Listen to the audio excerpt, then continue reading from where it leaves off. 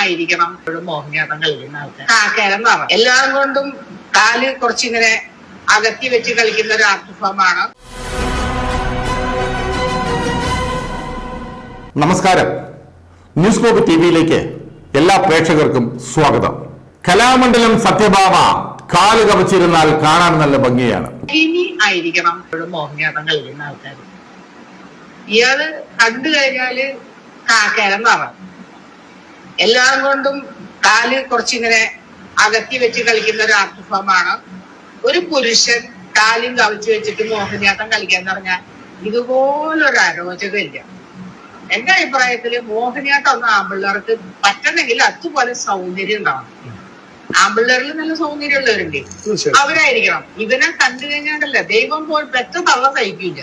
കാരണം വെളുത്തതാണ്, സുന്ദരിയാണ്. അതുകൊണ്ട് കലാമണ്ഡലം സത്യഭാമയ്ക്ക് കാല് കവച്ചിരിക്കാം, കുനിഞ്ഞിരിക്കാം, നിവർന്നിരിക്കാം, എങ്ങനെ ഇരുന്ന് വേണമെങ്കിലും മുദ്രകൾ കാണിക്കാം. വൃത്തികെടുക, കാരണം സുന്ദരിയാണ് എന്നൊരു സ്വയം തോന്നലാണ് കലാമണ്ഡലം സത്യഭാമയ്ക്ക്.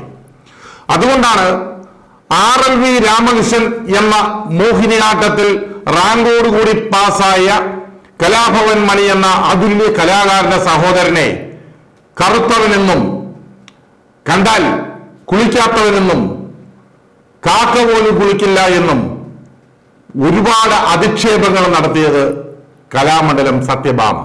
വർഗക്കാരായിട്ടുള്ള കലാകാരന്മാരോടുള്ള ഇവരുടെ ഒരു എന്താ പറയുക മ്ലേച്ഛമായ രീതിയിലുള്ള ഇവരുടെ ഇഷ്ടക്കുറവ് ഇത് എനിക്ക് കലാമണ്ഡലത്തിൽ നിന്ന് ഉണ്ടായിട്ടുണ്ട്. അത് തന്നെ ഇവർ വീണ്ടും പബ്ലിക്കിന് മുമ്പിൽ ഇത് പറയുകയാണ്. അപ്പോൾ എന്തായാലും ഇത് ഒരു നിയമവ്യവസ്ഥയ്ക്ക് മുമ്പിൽ തന്നെ ഇവർ നിന്ന് പറയുമ്പോൾ ഈ യുഗത്തിൽ നിന്നുകൊണ്ടാണ് സംസാരിക്കുന്നതെന്നുള്ള ബോധ്യം അവർക്ക് ഇല്ലാതെയായിപ്പോയി. അത് എന്താ പറയുക, ഇനി വളർന്നു വരുന്ന കറുത്ത വർഗ്ഗക്കാരായിട്ടുള്ള കലാകാരന്മാർ, പ്രത്യേകിച്ച് പട്ടികജാതി പട്ടികവർഗ കുടുംബത്തിൽപ്പെട്ടിട്ടുള്ള ഒരു ഭാഗമാണ്. കറുത്തവർ എല്ലാ വിഭാഗത്തിൽപ്പെട്ടവരുണ്ട്. അവർക്കൊന്നും നൃത്തം ചെയ്യാൻ പാടില്ല, സുന്ദരികളായിട്ടുള്ള ആൾക്കാർ മാത്രമേ നൃത്തം ചെയ്യാൻ പാടുള്ളൂ എന്നുള്ള ഇവരുടെ ഈ നിലപാട് അതിൽ കടുത്ത എന്താ പറയുക പ്രതിഷേധം തന്നെ രേഖപ്പെടുത്തുകയാണ്. അതിന് നിയമപരമായി തന്നെ നമ്മൾ മുന്നോട്ട് പോകും. വ്യക്തിപരമായിട്ടല്ലെങ്കിൽ പോലും വ്യക്തിപരമായി ഞാൻ പോകുന്നുണ്ട്, അതോടൊപ്പം തന്നെ സമൂഹത്തിന് വേണ്ടി ഞാൻ ഇറങ്ങും. സത്യഭാമയ്ക്ക് ഈ പറഞ്ഞ RLV രാമകൃഷ്ണൻ കാണിക്കുന്ന സ്റ്റെപ്പുകളെല്ലാം നൃത്താധ്യാപികയൊക്കെയാണ്, അതൊക്കെ ശരിയാണ്. പക്ഷേ ഈ RLV രാമകൃഷ്ണൻ ചെയ്യുന്നത് പോലെ നിങ്ങൾക്കൊന്നും മോഹിനിയാട്ടം കളിച്ചു കാണിക്കാൻ പറ്റുമോ സത്യഭാമയെ? ചിലപ്പോൾ പറ്റുമായിരിക്കാം, കാരണം നിങ്ങൾ നൃത്താധ്യാപിക കൂടിയാണല്ലോ.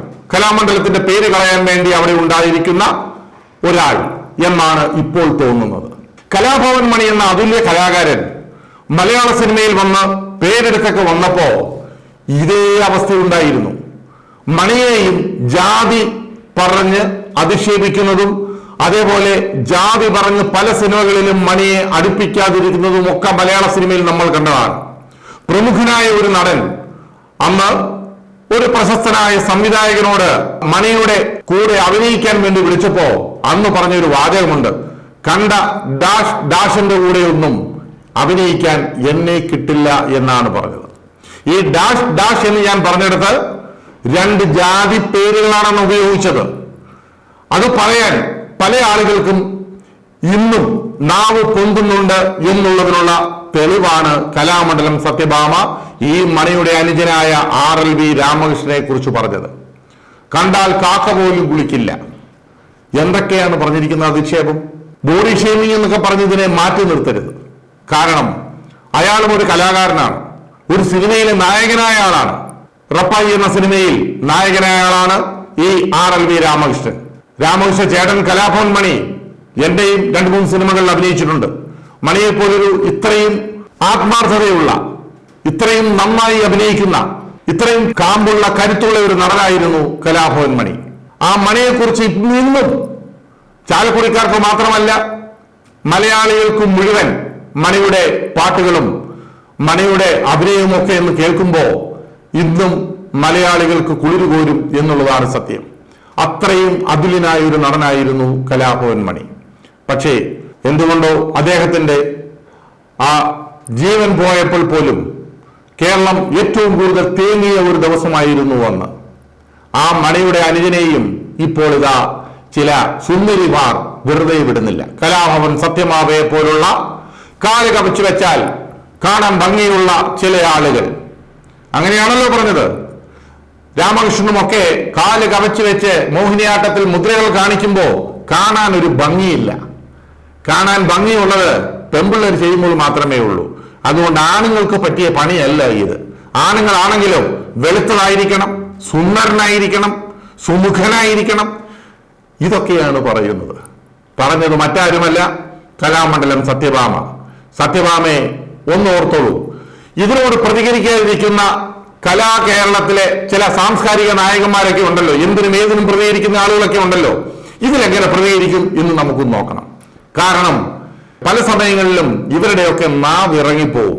വല്ല ഉത്തരേന്ത്യയിലോ മണിപ്പൂരിലോ അങ്ങ് കാശ്മീരിലോ ഒക്കെയാണ് എന്തെങ്കിലും സംഭവിച്ചതെന്നുണ്ടെങ്കിൽ അന്നേരം തന്നെ ചാടി ഇറങ്ങും. അവിടെ എന്താണ് സംഭവിക്കുന്നത്, ഇവിടെ എന്താണ് സംഭവിക്കുന്നത്. പക്ഷെ കേരളത്തിൽ എന്ത് നടന്നാലും ഈ സാംസ്കാരിക നായകന്മാർക്കൊന്നും കണ്ട മട്ടില്ല. അവരുടെ നാവ് ഇറങ്ങിപ്പോകും. അവരെ കണ്ടിട്ടേയില്ല. അന്നത്തെ പത്രമേ വായിച്ചിട്ടില്ല, ചാനലുകളൊന്നും കണ്ടിട്ടുമില്ല. പക്ഷെ മണിപ്പൂരിലും കാശ്മീരിലും ഒക്കെ നടക്കുന്ന കാര്യങ്ങൾ അതാത് സമയം ഇവർ കാണും, സംസാരിക്കും, പ്രതികരിക്കും. എന്താണെങ്കിലും സത്യഭാമയ്ക്ക് കേരളം നല്ലൊരു മറുപടി കരുതി വെച്ചിട്ടുണ്ട്.